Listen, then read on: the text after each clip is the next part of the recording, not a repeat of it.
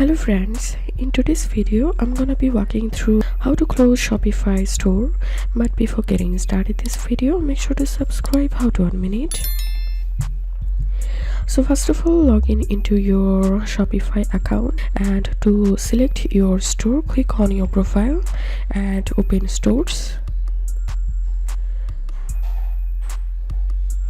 And now select the stores you want to close.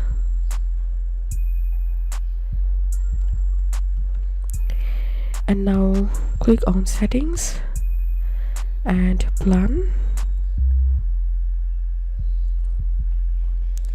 and here you will find these deactivate options. So click on deactivate, click here, and before you go, review these steps to take before closing your store. You can read this article and what is the main reason you are closing this store. Click here and select the reason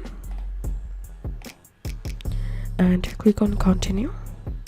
And to close your store, enter your password here and click on deactivate now.